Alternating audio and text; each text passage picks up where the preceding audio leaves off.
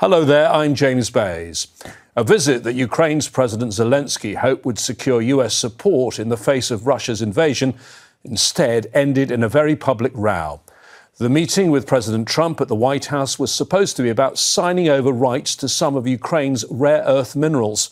Kyiv hoped that would keep US assistance coming despite not containing any guarantees of security against Russia.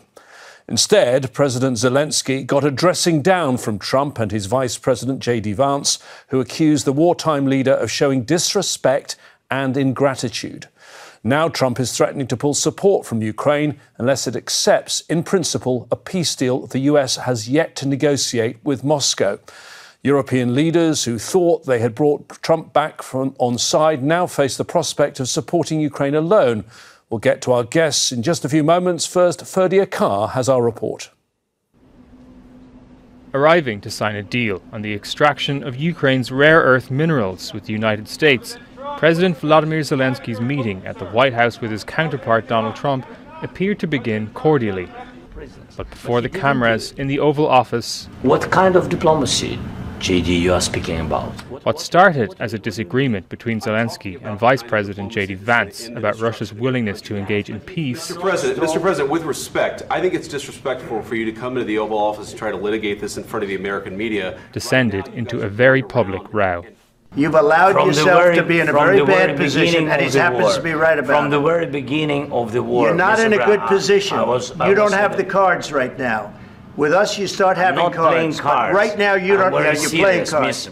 You're playing cards. You're gambling with the lives of millions of people. You're gambling with World War III. You're gambling with World War III. And what you're doing is very disrespectful to the country.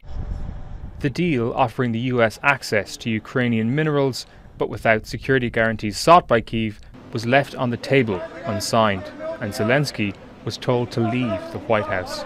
It will be difficult without your support. He later told US media the relationship could be salvaged, but Ukraine's biggest supporters in the Republican Party are skeptical. We want to be helpful.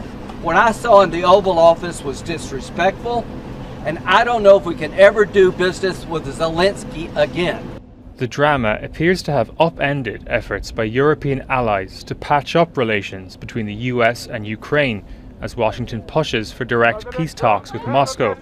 During a meeting with the UK Prime Minister Keir Starmer earlier this week, Trump walked back a rebuke in which he called Zelensky a dictator.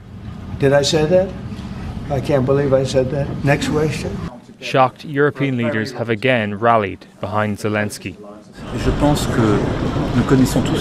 I think we all know the situation. There is an aggressor, which is Russia, and the people attacked, which is Ukraine. I think we all were right to have helped Ukraine and sanctioned Russia 3 years ago. The Trump administration has been in talks aimed at mending relations with Russia. In a sign of progress, Moscow appointed a new ambassador to Washington on Friday. And do you think that it's respectful to come to the Oval Office of the United States? The Oval Office row has highlighted what's being seen as a major shift in traditional US allegiances, with Washington preparing for peace talks with Russia without Ukraine and Europe at the table. Kyiv says it won't agree to any peace without security guarantees. Now, Trump is threatening to pull support from Ukraine if it doesn't back his peace plans. Pull support from Ukraine if it doesn't back his peace plans.